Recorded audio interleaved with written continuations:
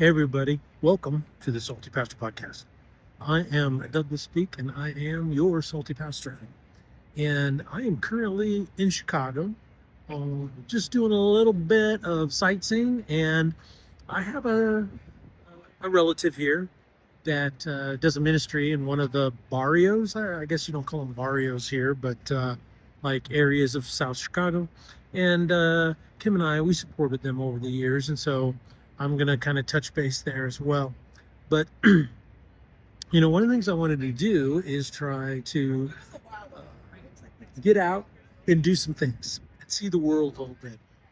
For those of you who know me really well, if you're new to the audience, you may not know that I was a pastor for 39 years, and 29 of those years I was in one church. The first church that I was in, I was a pastor there, I believe, for about uh, 18 months, maybe. No, it was 2.5 years. That's right. It wasn't 18 months. So I was there, and then I went to another church. I was there for 2.5 years. Then I went to another church, and I was there for 6.5 years. So that's about 9 years there. And then I was 29 years at the last church I was at. So I guess if you add that up properly, the math people will correct me. So let me correct myself. So instead of 39 years, it's 38 years in the full-time ministry, and 29 of those were at one church. Now, the other thing too, you may not know, is that during that period of time, in the last 5 years of my ministry, is that my wife, who I was married to for 37 years, 7 months, and 1 day, I got that right. But I was with her probably for almost 2 years before that. So I was with her for 39 and a half years. But she developed an illness and just kind of progressively got bad. And one of the reasons I left the full-time ministry a little early is because I wanted to take care of her. I wanted to love her in a way that, I'd never loved her before. And I want the people that know me to feel like, you know, they feel loved by me, you know. Uh, I don't know if I've ever been really good at that or not. I just don't know. But as we get older, we like to pick certain goals in life, and we want to build our identity around things that are important to us.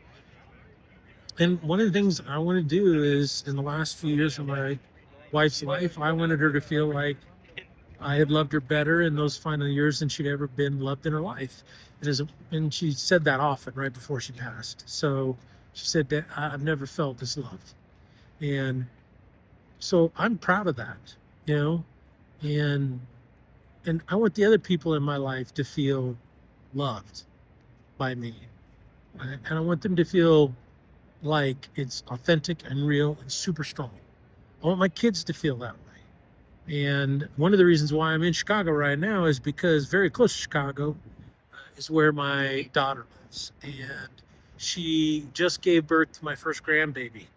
And she gave birth to a little girl by the name of Sophia Kimberly. She's named after her grandma.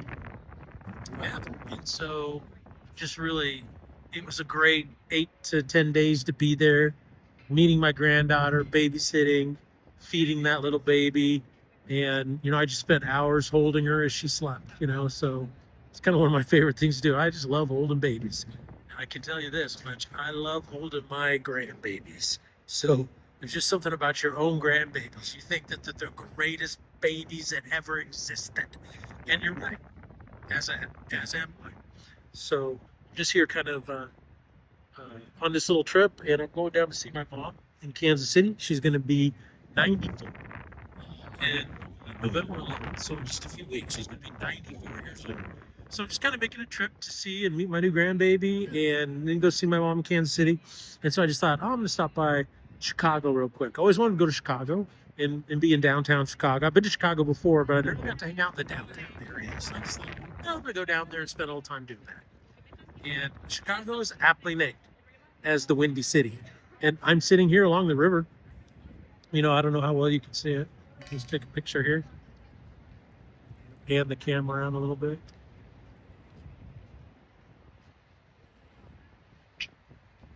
you know. And I'm just sitting here. It's a beautiful fall day. It's about 65 degrees outside, but it is windy. I mean, it is really, really windy. And so that's why the camera's moving a little bit. So that's where I am. That's what I'm doing. And that's why I am here. Now, one of the things that I thought about as I was driving quite a bit is this notion that I talked about on Tuesday about why our nation is so divided. And we talked about how the reason why, and the scriptures teach about this quite often, is that you can't have certain ideologies coexist. They just can't. And they are mutually exclusive. And one of the interesting things about this is we talked about theism versus atheism, the belief that there is a God or there isn't a God. Because what I find really interesting is that people who don't believe there is a God, for whatever reasons, are extremely threatened by people who believe in a God. Now, unless you think I'm being highly critical of them as irrational, I think that in their defense, their syllogism, in other words, the way they construct their argument, is that they see problems and excesses in the world and they blame those on religion. Now, that's really not hard to do because the world is a mess. It's filled with evil. Of course, if you're an atheist, you don't believe in evil, but let's just say there is evil. There's all this bad stuff. And what's really interesting about people who claim to follow God or claim to follow religion often act, counter to the postulates of that religion. Now, a really deep thinker might ask themselves, well, is that because of the ideology of the religion or in spite of it? And that's something I've tried to articulate quite often for people. And that is that, for instance, in Islam, the acts of violence are because of. I mean, there's so many passages in the Quran and the Hadith that talk about the need to submit the world to Allah and to basically, cut the head off or stab in the neck infidels who refuse to believe.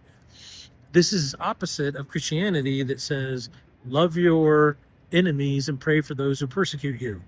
So those are two very diametrically opposed ideas and behaviors on how to deal with people who disagree with you and don't abide by your religion and even to persecute you. And so I think atheists basically say, well, all this bad stuff happens because of religion. And then you have to ask, well, what religion are you talking about? Which one? Because if you're talking about Islam, you'd have to say, well, that's because of, and history teaches that, it's because of that. The ideology of communism and socialism. Yeah, they've created a lot of evil, a lot more than any, let's say, religious Christians who did something in the name of God. And so that's a common thing. Now, one response to this is always brought up, and that's because it's really taught in Western civilization, is the horrific aspect of the Crusades. That it talks about how, European Christians in the name of Jesus went down there and tried to forcibly convert everybody to Christ and so forth. And of course, I was taught this in public school, and it was a shock to me when I actually started reading about the Crusades and found out that what I was told was completely and utterly false. That the historical notion that the Crusades were some offensive, antagonistic thing to forcibly convert people is just plain wrong. What it was a response to the Seljuk Turks, who were Muslims, and they had overthrown one of the caliphates. And in doing so, they went through the Middle East, or particularly Israel, what's modern day Israel, kind of the Palestine area, Jerusalem, Antioch, Tyre, all of these places, and just started going on a genocidal bloodbath. They were going into orphanages, they were going into nunneries. These are places where nuns would form abbeys and so forth. They went into all of these monasteries. And these people had lived under Islamic rule, under the old caliphate, for centuries, and fairly peaceably. They paid the jizya tax, and it wasn't a big deal. But the Seljuk Turks took over, and they came and just started massacring these people. I mean, it was literally an ethnic purge. And so the Crusades was a response to that, right? We're just not going to let you go down there and massacre all these people. And so it was more of a defensive, even though they had to go a long way to defend. Now you could, there's more significant things to dig into there. That's for another set of podcasts. Maybe I should do a whole series just on the Crusades. But basically, I think it's important to understand how significant the question is, do things happen because of or in spite of a religious proclamation or postulate or doctrine? And I think in regards to Christianity versus Islam, the evidence, historical evidence, is pretty clear. So this is why, on one level, I don't want to be harsh in judging atheists in their sense of, well, religion does does so much harm. The place that I do really come down hard on them, and I think rightfully so, is just the overt irrational hypocrisy of their position. And that is, as soon as you confront them with political systems that are driven and based on atheistic postulates and beliefs that there is no God, have massacred and murdered more human beings than any other religious war in the history of the world. When you go back in the 20th century and you look at what Soviet Russia, communist China, you look at what Pol Pot, and everywhere that communism took root, I mean, there were tens of millions of people that were killed. In the Mao Zedong's Cultural Revolution in China, it's estimated somewhere between 50 and 80 million of his own Chinese people were killed. When you look in Russia, I mean, just the body count in Russia alone is just phenomenal. In World War II, we look at the Holocaust and consider it from a historical standpoint one of the greatest, human tragedies in the history of the world. Rightfully so. Did you know that only 6.5 million, I shouldn't say only, that's kind of a bad way to phrase it, but 6.5 million Jews were put to death because they were Jewish?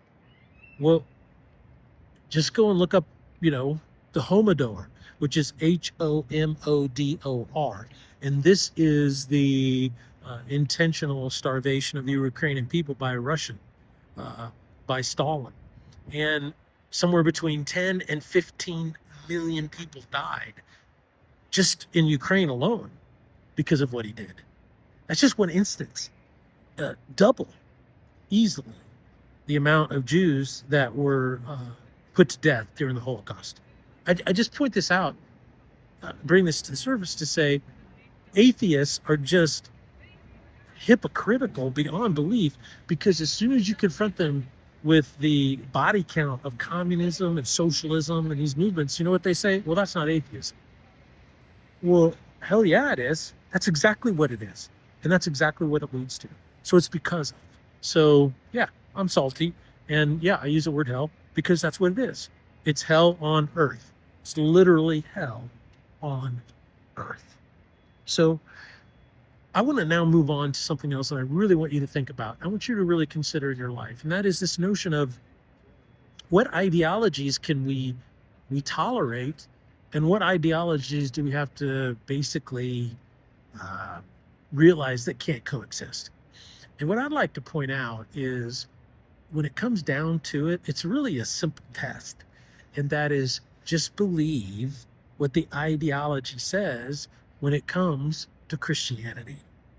And I think it's really important to understand is that in communism, it's very much laid out in the Communist Manifesto by Marx. The whole notion is that you have to dispose of religion and eradicate it. And that's what they did in Russia. They tried to eradicate all religion. You look at China, and they tried to eradicate all religion, particularly Christianity. You look at Islam. Everywhere that Islam exists today. Like, for instance, you go to North Africa, and a lot of people don't know that for the first 400 years of Christianity, that's called 4 centuries, people, 400 years of Christianity. Do you know where the center of Christian civilization was? North Africa. That's right, North Africa. The greatest Christian library and seminary and place of study was in Alexandria, which is just outside of Cairo, Egypt. And none of those places None of those monasteries exist. A lot of people don't realize that St. Augustine, one of the greatest early theologians in Christianity, lived in Carthage, which is northern Africa. That's right. And so you go there today, zero, zero evidence that Christianity was ever there. There's no old Christian churches, there's no Christian libraries. Islam wiped it from the face of North Africa. And today, you can't be a Christian, particularly in North Africa. Now, some people say, oh, I go to Morocco, or I went to Tripoli, or I went to Egypt, and there's some Christians there, and blah, blah, blah. And I go, you have no idea the amount of persecution and intolerance that they have to suffer through in order to just exist. Nothing like we have in the West. And so you look at places like the inner, kind of the inner part of Africa that's more towards the northern part of Africa, around this, just on the southern border of the Sahara Desert, like Nigeria. There's been a genocide going on somewhere between 30 and 90,000 Christians, and just in the last 3 to 4 years have been wiped out by the Fulani herdsmen, who are all Islamic. They go in and they target Christian hospitals, Christian schools, Christian churches. They show up on a Sunday and massacre people at a Christian worship service. So why do I bring this up? And that is that, well, it's not like this is hidden. What is shocking to me, and this is going to be really salty, this is what's really shocking to me, is that we live in a world today where people don't believe what these ideologies espouse.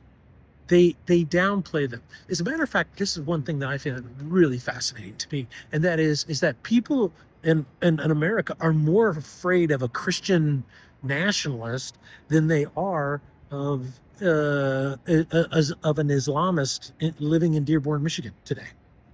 And that's just absolutely shocking to me, is that Christian nationalists, and first and foremost, I'd like to say, there's not that many of them. It's a very specific theological position. But even those who espouse it, there's a group just up in outside of Moscow, Idaho, where they espouse that. And they specifically say that our goal is to bring the nation of America under the laws that are revealed in the scriptures and under the guidance of, politically, of Christians leading it. Nowhere in that, in their position, I don't agree with their position, but nowhere in those specific Christian nationalist positions do those ideologies espouse the eradication and murder of those people who disagree with them.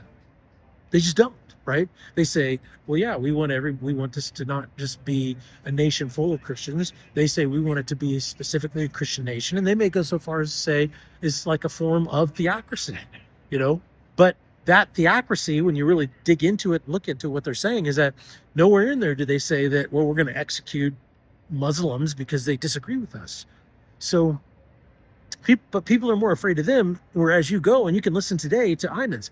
If you don't want to believe me, and I'm not going to do your work for you, that's why I love to say you need to think for yourself, but just go on there, go on the internet, go onto YouTube, and just search, Iman messages from Dearborn, Michigan. And you can even qualify it, say, anti-American sermons. They're right there on the internet for you to listen to. And they claim they're calling for jihad. They're calling for the overthrow of the American government. And they're calling for the eradication of people who refuse to follow Islam, which are called infidels. Hey, check this out real quick. This is the thing. Here's a little bit of a...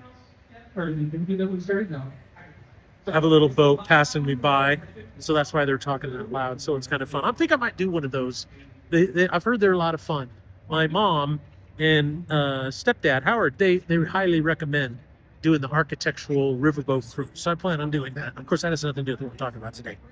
Now, in the end, I think it's really important to understand is we kind of drive this home, is that when I say, hey, there's ideologies that are not compatible with each other, I'm not talking about some made up stuff that's happened. And I'm not talking about, I'm not freaking out over little things. What I'm talking about is real world implications based on what people believe. And what do I always say? What you believe is one of the most important things about you. And one of the most important things about people who believe in some of these ideologies is that they are aggressively proselytizing and wanting to take over and impose their ideology. That's why I believe that progressive leftist politics in America are not compatible with American political citizenship. It's just not. It doesn't matter if you are a super conservative Christian nationalist, if you're a super conservative hardcore Republican, if you're a right of center independent, or if you're a left of center independent, or if you are a person who's hardcore liberal, and you think that we ought to have a free market, but tax the living snot out of it so that you can provide services to those people who are without. All of those positions fall under the notion of what it means to be an American. But progressive leftist ideology wants to overthrow it all. And the primary way in which they want to do this is through social upheaval.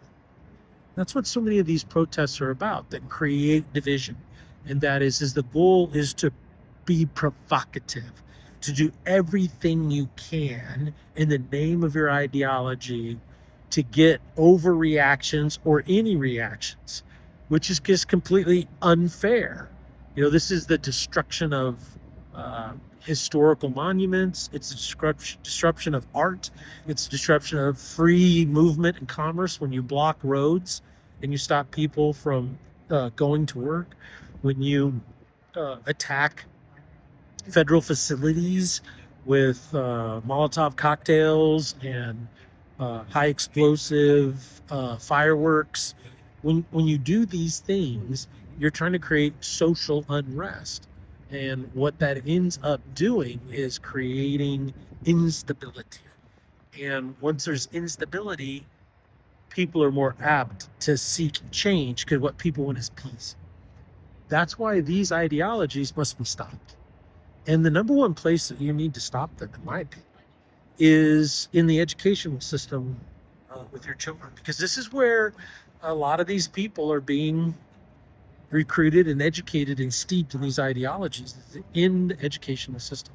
It's in our public high schools, it's in our private high schools, and it's in our universities. And this is well documented. There's no secret that this is predominantly where and how it's happening.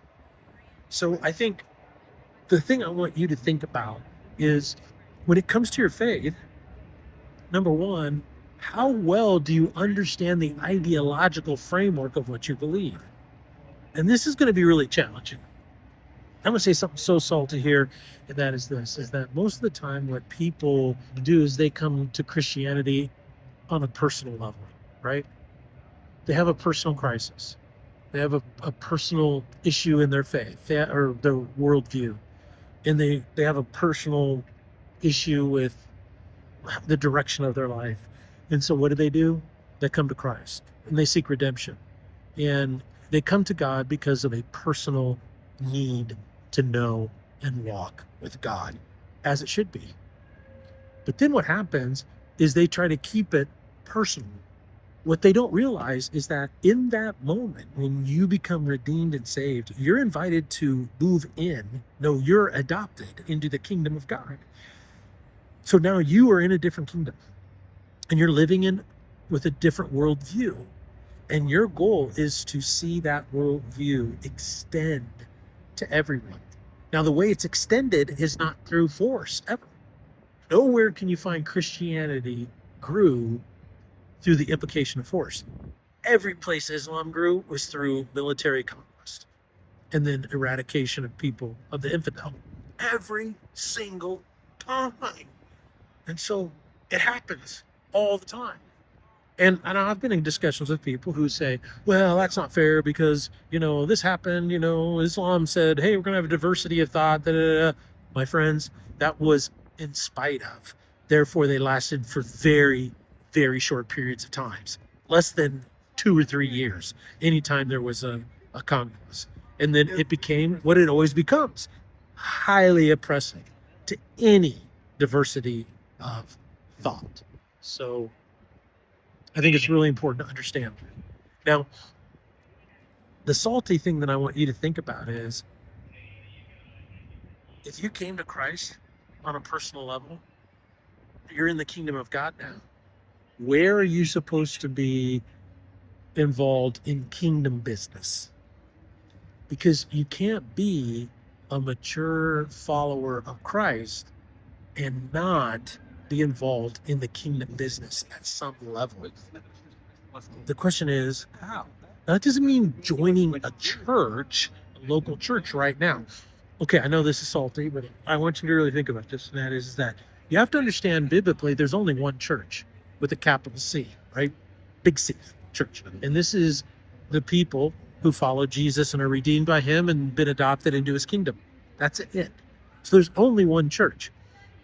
Unfortunately, it's not the Catholic Church. The Roman Catholic Church, and the word Catholic means universal, they claim, well, we're the one true church.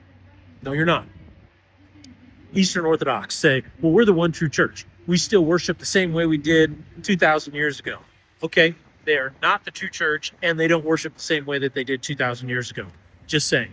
All you have to do is go back and read about the Great Schism, and you'll find out that today, Eastern Orthodoxy, even here in America, whether it be Greek or Russian or anywhere else on earth, it's changed so much, just like Roman Catholicism. There's nothing wrong with that.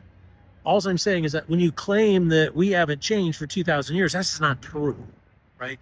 And yet people claim that because they want to say, well, we're the stewards of the true worship of Jesus. No, you're not, all right? There's only one person who is the steward of true worship of Jesus, and that's called the Holy Spirit, right? Number 3, it's not Protestant evangelicalism. You know, a lot of times they like to argue, oh, we know about the church so much better than everybody else. And even though I'm a Protestant, I tend towards that. Some of that's true and some of it's not. And one of the places it's not true, and what is a universal truth, and this is what's so salty that I want to check, is that there's only one church, and any church that you attend or become a part of is a brand. That's right. It's just a brand. So if you like Roman Catholicism, good for you. But that's like saying I like Nike shoes. If you like Eastern Orthodoxy, that's wonderful. Go for it. But that's like saying I like Apple products. I only use Apple. If you're a part of a Protestant church, I mean, that's more like jeans, right? Everybody has jeans, but there's like 2,000 different brands of jeans out there. And everybody likes different jeans for different reasons, and everybody has different brands of jeans. Well, you can wear any different brand of jean you want. They're all jeans. And so I think it's important to understand is that most of what we experience each and every day when we are a part of a local church community is not a more pure and accurate representation of the first century church and its form of worship. What you are experiencing is a brand that aligns with how you were raised or your background or something that appeals to you. So I say that because if we want to bond together and fight against these ideologies and try to defeat these ideologies that want to eradicate all forms of Christianity in the world today, then we're going to have to put our love of our brand aside and start learning to love the Big C church. All right. With that said, I want you to just keep thinking about why it is that you love the brand or church that you go to. And I think that's a great place to start. Also, do some of the discussion questions that I put in my Monday morning emails. So God bless you guys. Have a really great day. And I will be touching base with you again on Thursday. Until then, signing off from the Windy City, it's the Salty Pastor. And remember, what you believe is one of the most important things about